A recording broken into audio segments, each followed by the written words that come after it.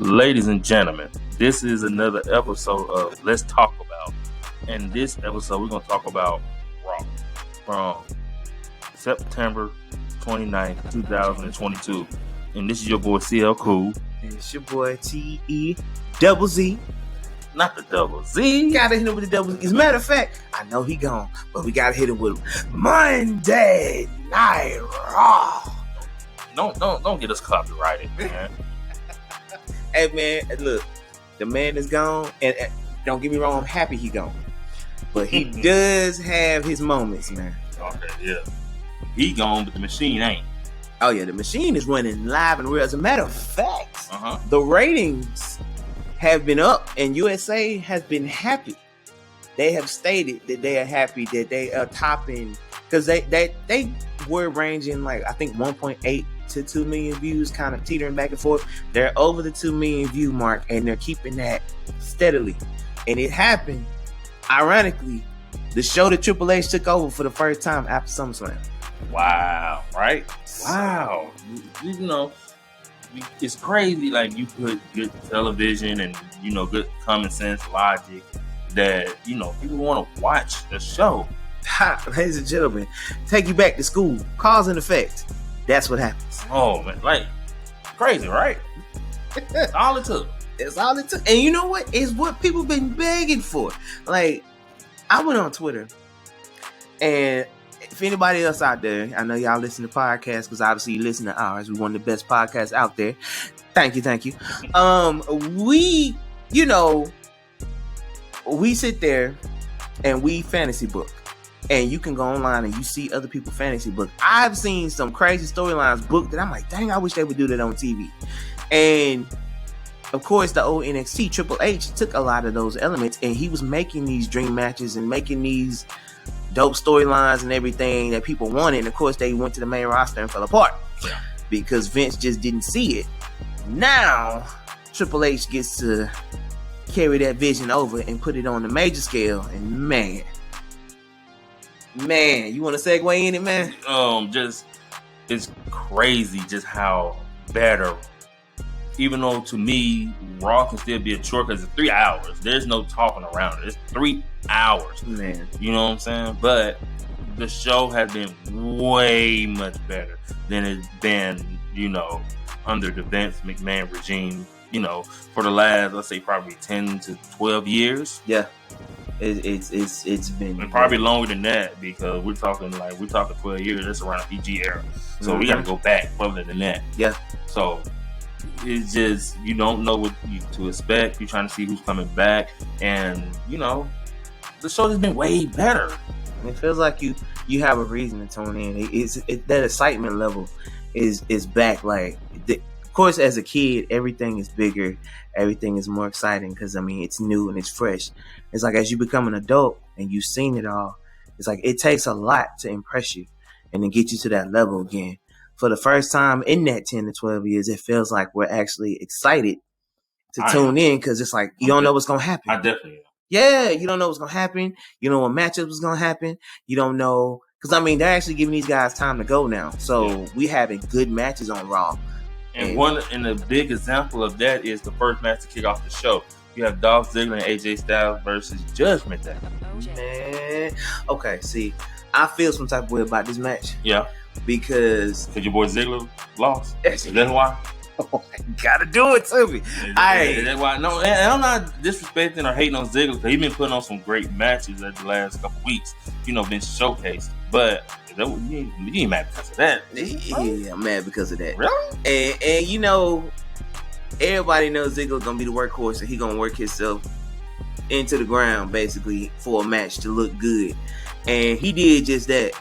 And AJ did the exact same thing. But of course, you know, Ziggler's gonna take the brunt of it. And I don't know if that's by choice or if that's by design.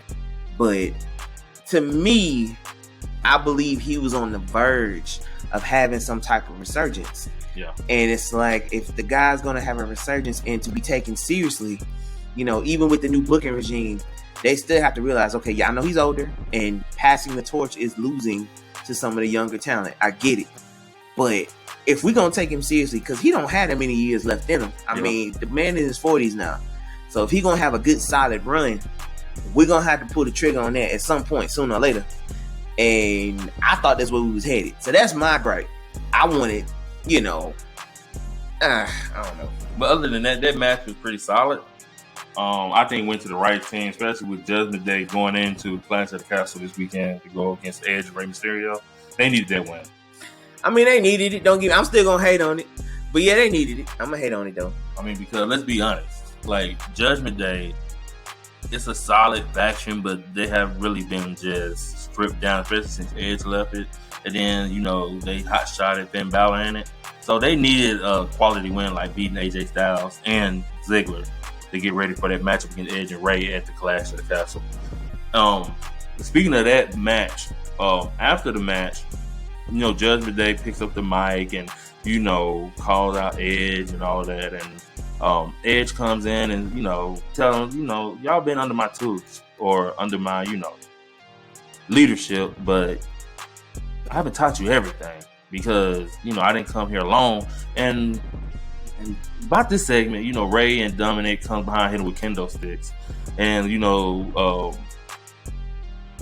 Priest and Finn Balor is fighting Edge and Rey Mysterio on the outside, and inside the ring you have Dominic with his kendo stick facing Rhea Ripley. Baby mama. This has been future baby mama. Oh Lord. I think it's gonna be his own. This has been a ongoing joke online about Dominic enjoying being beat down by Rhea Ripley.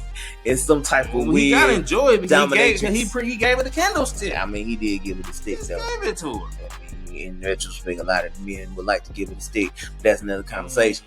But he gave her the stick. He gave her the candlestick. He gave her the stick. He gave her the candlestick. He gave her the candlestick. And I don't understand.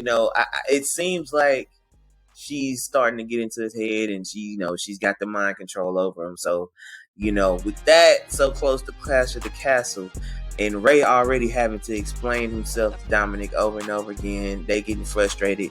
They've shown signs, actually throughout this year, they've kind of jumped in and out of that. Maybe they gonna break up, maybe they not. Maybe he gonna join Judgment Day, maybe he's not.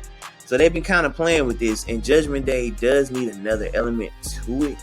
It does feel like it's missing something. And you think Dominic would add to it? Yeah.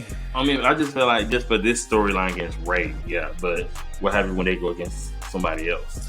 What's the dynamic there then? Well, if you think about the original purpose, I'm not gonna be scared of Dominic. I mean, nobody gonna be scared of Dominic unless I don't care how emo they make him when he gets to Judgment Day. I don't care. We're not gonna be scared of him. I'll put in some context. I don't know what he gonna and do. Some black lipstick. I don't know what he gonna do. But I mean, of course, it's strength in numbers. The numbers game is what's gonna be the main thing about it. It's just kind of like the NWO when they had 20 people jumping on you at one time. Okay, nobody scared of Vincent, but I'm just saying, you scared of. I mean, you was scared of the three. But if you got jumped on by Buff Bagwell, Kurt Hennig, and Scott Norton, they're gonna beat you down. You ain't really scared of Vincent if he walk in first. That's how I'm gonna look at Dominic. If Dominic walk in the door first, you're gonna be like. Can I be honest with you? With Judgment Day, I'm not scared of Finn Balor either. I mean, no offense, but Finn is what is he, light heavyweight? He's considered a light heavyweight. Finn could have been on 205 Live. Yeah. Finn is a light heavyweight, but his character's so big. And of course, New Japan, all you Prince Divic and all that, anybody who knows the history, the character is so big, he can't be put in that box. But verbally, visually, compared to a Damian Priest, he's not intimidating. And I'm scared of Ripley more than Priest. Yeah, I know that's kind of bad. That's kind of bad. I'm sorry. Be honest. I'm gonna keep it. I'm gonna keep it real. I'm way more scared of. Like, I will be scared of her, like in a dark alley than. Man, stop it. Yeah. Sit down. Hey, okay, that was a horrible Finn Balor impression. So the second match, I don't even know why we talking about this match. Is Asuka, Alexa Bliss, and Bianca Belair versus local talent. Okay, so this is that Triple H element that we was talking about, because he's kind of going back to some of the early Monday Night Raws where you would have the stars just being there to kind of get basically just some exercise and kind of show, especially before a big match. You don't want to wear them out. We get to that later on, but you don't want to wear them out before a big pay-per-view. And they were just in there just kind of, doing their thing. But the jobbers, it wasn't even a match. It was just, let's showcase our moves and it's a wrap. Before I move on from this, so you're gonna have Asuka, Alexa Bliss, and Bianca Belair, if I'm correct, going against Bayley, Io Sky, and Dakota Kai. So they're setting up their match for Clash at the Castle. Mm-hmm. And that's all I got from that. They just set up that just to make them look strong going into a pay-per-view. What you're supposed to do is like old 80s tradition, I guess. But what you do? Yeah, I mean, it is what it is. Because really, you don't want to feed too many stars to them. Because in the state of the division right now, they need to try and build as many females up. Even though they have some solid talent, we need enough of it to be taken seriously, to have decent rivalries. Because if there's a Doudrop versus a Rhea Ripley right now, everybody knows who's going to win that rivalry. So we're going to need them to go ahead and, well, that's a whole nother argument with Piper Niven versus Doudrop, but that's a whole nother situation. Okay. So, going to a segment, Kurt Angle comes out, get a big Pittsburgh welcome. The "you suck" chants. Yeah, if I'm Angle, I ain't gonna lie. I get it that it's more like a fun chant or whatever. And when he was a bad guy heel, it was great for that. Mm-hmm. But I would hate every time I come out, you suck. I know it's supposed to be fun. No, I don't suck. You take it personal. That's why I bet you Stone Cold regret the whole what? Because now everybody overuses it. Yeah, it got the what thing got old. And people still what? Because it's disrespectful now. It's kind of like you're trying to throw somebody off their square, and the more people get off the scripts, it's not gonna be able to work because they can change their cadence now. And as Paul Heyman brought up on an interview, if you adjust your cadence, you don't give them a chance to and it cuts it out. So, and Edge has done that a few times in recent promos. So you have to learn to adjust your cadence, and you ain't got to worry about the what's. Yeah. But it is annoying. Then Alpha Academy comes out.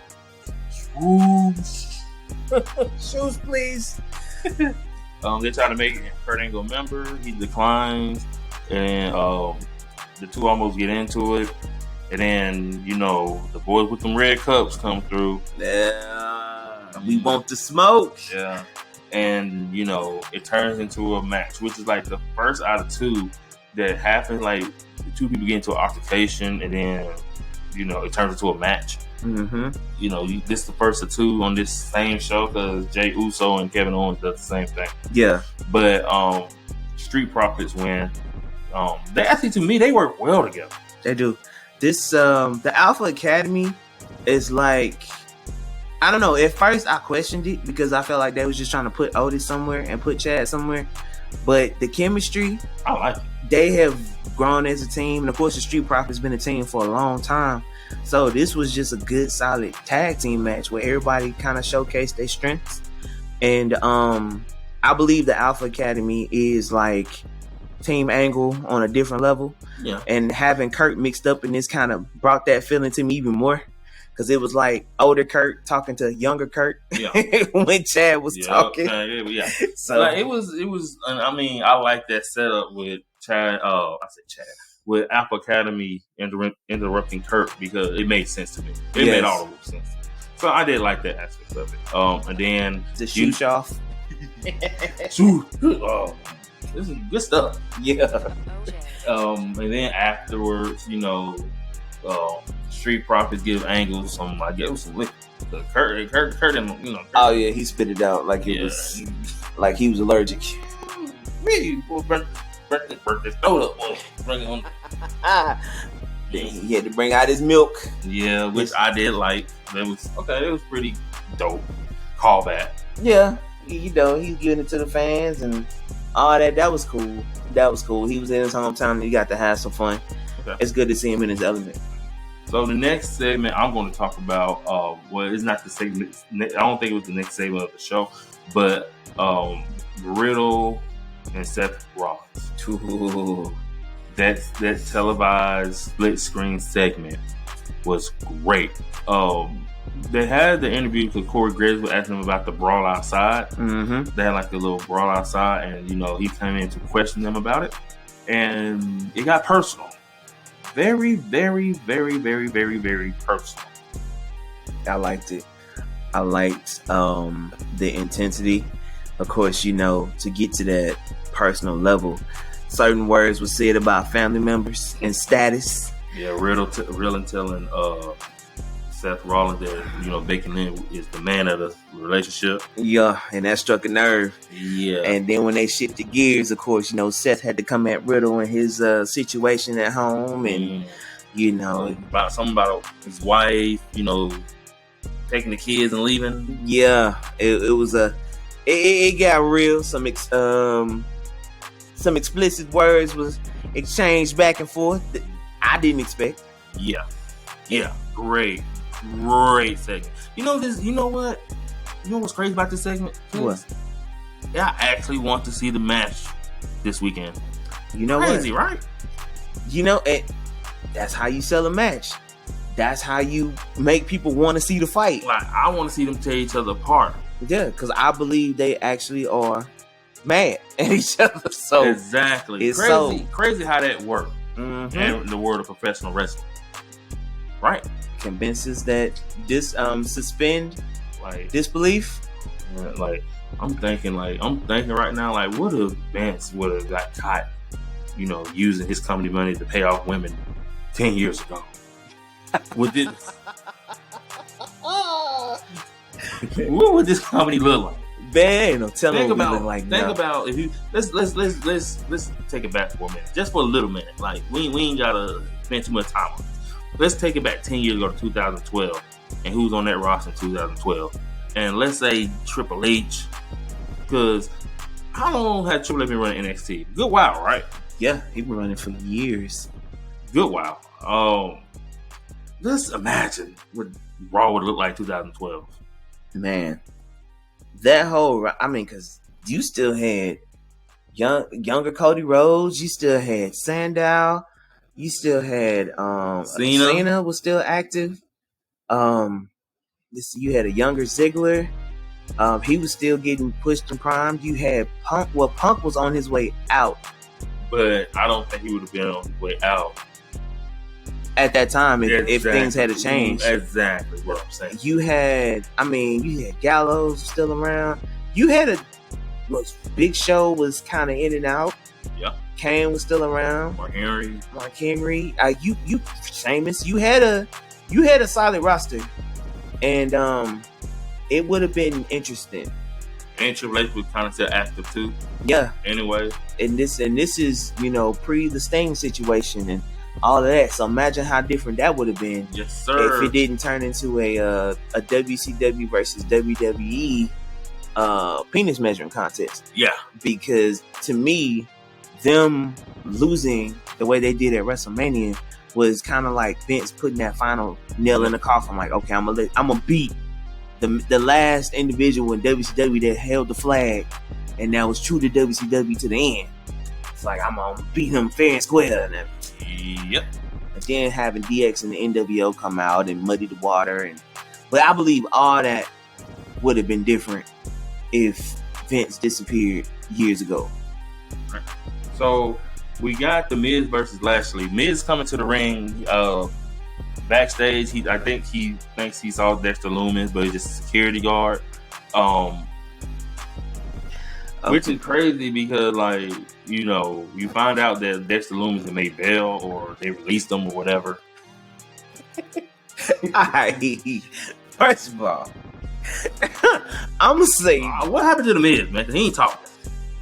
The Miz he's finally been traumatized, and yeah, my boy ain't talking.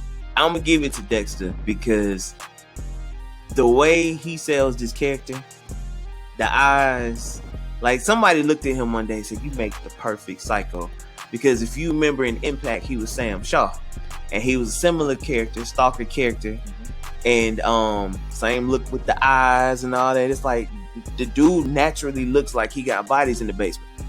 So, I mean, he plays the character very well, almost to a point where I truly believe something wrong with him. I wouldn't hang out with him. And, I've never seen him, and, we see a lot of behind the scenes stuff. I've never seen him normal. I've only seen him play the character. But he does it well. And he got Miz spooked. And Very, very spooked. And he went into his match with Lashley, which I believe that's the next one on the card, right? It is. He went into his match with Bobby, and everybody know Bobby's out to just break you in half. And he was just having fun because Miz distracted Bobby, like, all right, okay, I just came to eat. Yeah, it is what it is. It's to give Lashley a win and also to further this whole Dexter Lumis Miz traumatized storyline we got. Yeah, and I mean they're doing a good job with it. We all know it's gonna lead to a feud, but do we know? Well, do we know it's gonna lead to a feud? I mean, why else would you do it unless you're trying to take Miz out for a while? Which I thought he was going when he snatched him up like last week. I want to know the story. Like how you escape? What happened? I really just hope they don't go in the direction of the DDP Undertaker thing. Because I don't know if y'all remember when WWE brought in DDP. They didn't bring in. Why you gotta remind me of that? I got to because that hurt my feelings. That hurt my feelings. It's DDP. My man went from self high five, one of the biggest baby faces in WCW, to coming in as a stalker to the Undertaker's wife. Oh, good times. That's another thing that would have been different. Oh, good time. Cause it's me. It's DDP.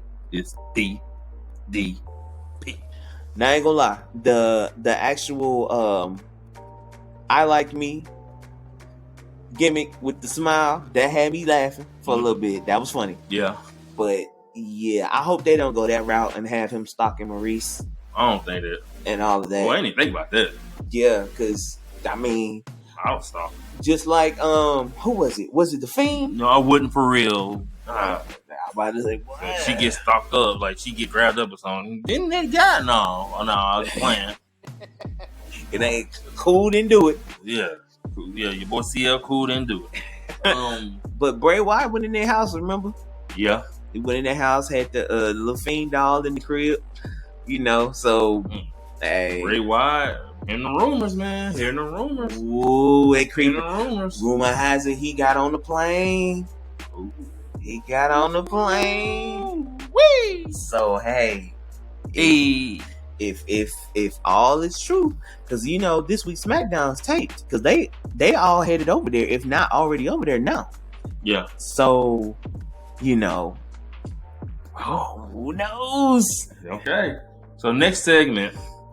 Usos and Sami Zayn, which is so funny when they came out. Oh my goodness, it's hilarious. Sami Zayn in the back, like it looked like a kid living his dream. He really is. Dude is like he finally hanging out with the cool kids in class. Oh man, and he don't know how to act. Like they taking me to the mall. I'm getting to walk with them.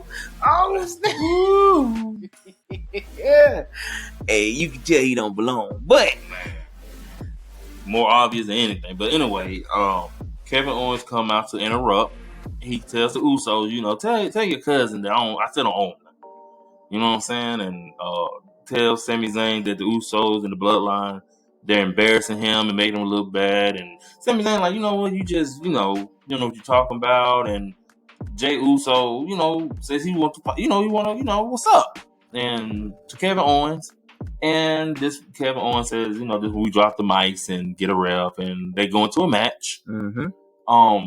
The spot where Jay is holding Kevin Owens, and he's telling Sami Zayn to hit him with a chair, and they tell him to hit him with a chair, and he's not going to do it. Well, he didn't do it, and it inadvertently causes Jey Uso to lose when KO gave him the stunner. And so, what do you think that dynamic is? Do you think? I'm thinking Sami Zayn about to join back up with Kevin Owens. Yeah, I could see that because it only makes sense if you're gonna have the Bloodline collapse. what better way than from the inside out? Yep. Because you got somebody already infiltrating the group. You know, whether they really rocking with him or not, he's moving with them. Yep. He in the locker room. Yep. You know, so when the time is right, hey, you know what it is. Hey, them Canada boys, when they on the same page, they something serious. We done seen that in NXT. They've done it a little bit on the main roster. PWG. I mean, you seen them as a squad. You seen them as enemies. I mean, I would think I wouldn't pick. I wanted the Street Profits to do it. They won't let them do it. I would say I would be okay if they formed a squad and took down the Bloodline from the inside out. I like it. I'll be okay with that. I like it. I really like it. So, the main event of the evening on Raw was the women's tag team tournament finals to determine the new champions, the new women's tag team champions. And Raquel Rodriguez and Aaliyah beat Io Sky and Dakota Kai to win the tag team championships, which I was surprised because I thought Dakota Kai and Io Sky was gonna, but no. I thought they were too, because I was hoping, like so many people, that music was gonna hit after they won. Yeah. And Sasha and Naomi, who have been snuck back on the roster online. If you go look right now, they are on there. I thought they was gonna come out and lay claim to the belts they didn't lose. But then the league got the pin. Yeah, rolled up. And I mean, it puts a spotlight on them. They're gonna have to grow on me some more. Raquel, I'm already a fan of. Yeah.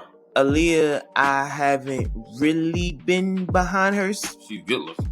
I mean, that how many girls that came through that look good though? She's good looking. I mean, yeah, but we could walk down the street. She's the first Canadian superstar that was in Canada and didn't get a big chair. I've got to mention that. I'm like, wow, she didn't get no love for real. No, and she's from there. No love. Look, it's hard to get behind her because first of all, you don't know what her character is. She's pretty. What's her character? Okay, how many girls in WWE are pretty? A lot. Exactly. That's her gimmick. She's pretty. Okay, but she's pretty, but she's sort of bland. Yeah, she's pretty. She's pretty. Now notice he keep going back to the fact that she's pretty, but she's bland. Okay, what's a pretty face with nothing behind it? He's like, what? What's a pretty face with nothing behind it? It's true. I mean, she got the pinfall. She got the pinfall. Yes. She's pretty. Yeah, and I mean, she can wrestle. Now, I'm not taking anything away from her. She pretty. Ladies and gentlemen, she is pretty. Yeah. I'm gonna keep saying it because that's all I know.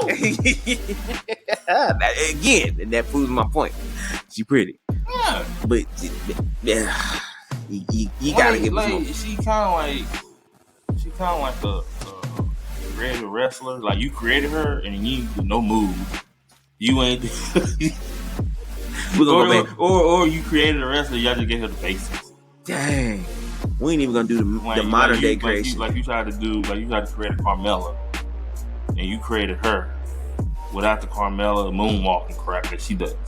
I'm pretty, you know that kind of stuff. So, this is SmackDown One creation. Oh man, y'all remember that on PlayStation? I mean, she is. She's a creative wrestler. You create a pretty girl, and you just all right, I'm doing it. I work on it tomorrow.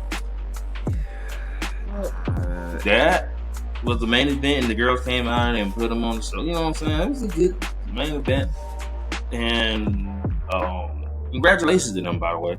Yeah, I mean, congratulations on the order because this tag tournament has definitely been snake bit, as they like to say. It's been up and down because we didn't had teams fall out. They didn't have to have second chance, fatal four ways to get back on track, to fall back off track, to get back on track. You're right. And you know, I figured it was in the cards. I figured out, okay, this is perfect. Sasha and Naomi finna go ahead and put the final nail in the coffin, and it just didn't happen. Well, all right, ladies and gentlemen, that is our Raw. Let's talk about Raw. That's our thoughts from September 29, 2022. make sure. I was gonna say, 1 to 5, 5 being the highest, 1 being the lowest. What would you rate this show? I'm gonna give this show. I'm gonna give it a 4. Okay, and I'm gonna give it a 4. I'm gonna use the page your book that you used last week. I'm gonna give it a 3.7. You know what I'm saying? Put the point in there. Okay. Like it was not bad, but it wasn't that good either. But the thing I want to say about it is it was solid. That's all I asked for. A solid show. You can sit back and watch it for the 3 hours, and it doesn't feel like you sat and watched something for 3 hours. Exactly. Like we're gonna review some old Nitros. Trust me, it's coming. Oh boy! But it's some Nitros where you be like, my goodness, I can't believe. Which, if you was a part of the Monday Night Wars, like I was, and like Calvin was, we actually sometimes would have both shows on separate TVs or switch back and forth. I wasn't like my boy Tez. Like I had Raw on like the living room, then I had WCW in my bedroom, so I would run back and forth. I'll see how he did it. Now, but the living room, like my bedroom, like right there, so it wasn't like I had to run down the hall. It was like boom, boom, yeah. So and you had to know what was going on because while WCW had a random for every Mortis versus Glacier match. On the other channel, you had Stone Cold stomping out Bret Hart or something. And then like toward 99, that stopped. Oh, you ain't running. I'm not running to go see WCW. Set the recording and watch it back later so you can fast forward. Don't do all that. You try to catch it because remember, kind of like how AEW does now. Nitro used to have like the late night replays. That's true. So you can kind of do that if you wanted to, but if you didn't get in trouble and have to go to bed, we had to go to school. Yeah, but I would normally set the recording either to record both of them, or I would record the midnight show and watch Nitro Tuesday night. But yeah, at some point, like he said, around 99, it stopped being worth it. No, ain't talking about 2000. So, we can do a whole show on that by itself. But this is Misfits. Oh man. Well, we appreciate y'all listening to the Raw Review. I'm CL Cool. I'm Mr. Tez TZZ. Until next time. Wait. Don't forget to like, share, and subscribe. Oh yeah, please do. And remember the podcast. I still love pro wrestling. ... I think. Don't forget the 3 dots. Please don't. Peace.